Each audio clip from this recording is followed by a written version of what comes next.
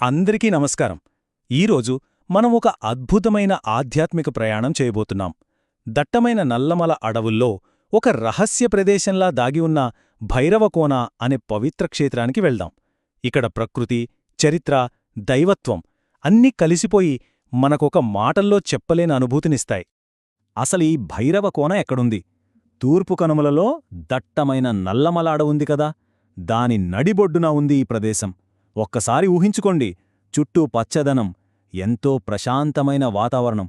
అబ్బా, అక్కడికి వెళ్లగానే మనసుకి ఎంత హాయిగా ఉంటుందో. ఇక్కడికి వెళ్లగానే మనల్ని మొదట ఆకట్టుకునేదేంటో తెలుసా?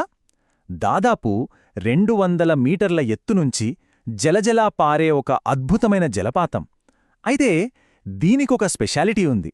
ఏంటంటే, ఈ నీళ్లట పైన కొండల్లో ఉండే ఎన్నో ఔషధ మొక్కల వేర్లను తాకుతూ వస్తాయట.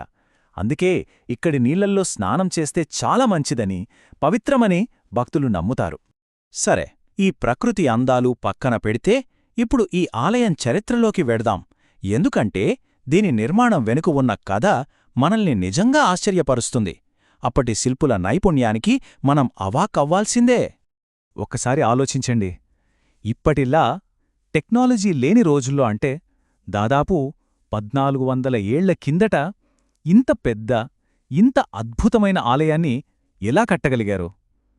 అంటే నిజంగా ఇది మనందర్నీ ఆలోచింపజేసే ప్రశ్నే కదా. దాని వెనుక ఉన్న రహస్యమేంటో ఇప్పుడు చూద్దాం.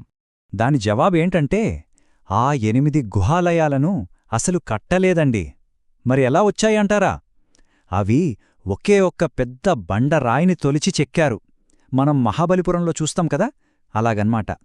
ఇది ఆ కాలం నాటి శిల్పుల పనితనానికి, వాళ్ల నైపుణ్యానికి ఒక సజీవ సాక్ష్యం.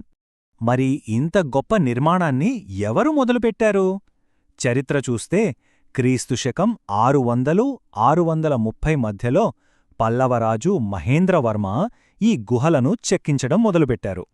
ఆ తర్వాత 7వ శతాబ్దం నుంచి 11వ శతాబ్దం వరకు చోళరాజులు ఈ ఆలయాలను ఇంకా అభివృద్ధి చేసి వాటికి మరిన్ని మెరుగులు దిద్దారు. సరే, ఆలయ నిర్మాణం గురించి తెలుసుకుందాం కదా. ఇప్పుడు లోపలికి వెళ్ళి అక్కడ కొలువై ఉన్న దేవతల గురించి, ఆ విశేషాల గురించి తెలుసుకుందాం. ఎందుకంటే ఇక్కడి ప్రత్యేకతలు ఈ ఆలయాన్ని ఇంకొంచెం స్పెషల్గా చేస్తాయి. భైరవకోనలో అన్నింటికన్నా ముఖ్యమైన విషయమేంటంటే, ఇక్కడ పరమశివుడి 8 రూపాలు ఒకేచోట దర్శనమిస్తాయి.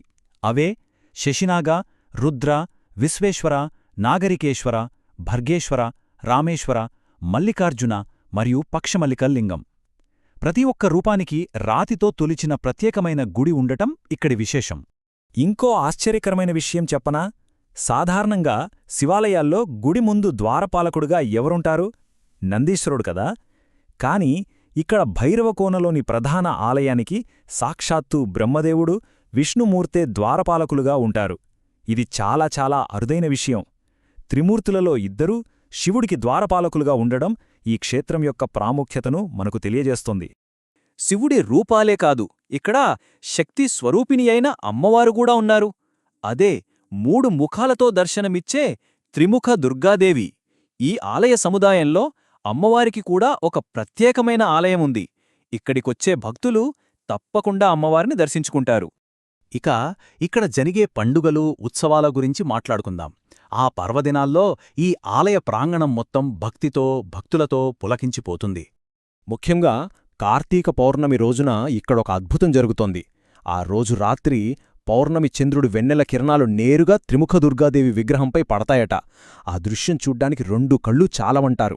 ఈ దివ్యమైన ఘట్టాన్ని చూడటానికే వేలల్లో భక్తులిక్కడికి తరలివస్తారు. అలాగే ఇంకో ముఖ్యమైన పండుగ మహాశివరాత్రి.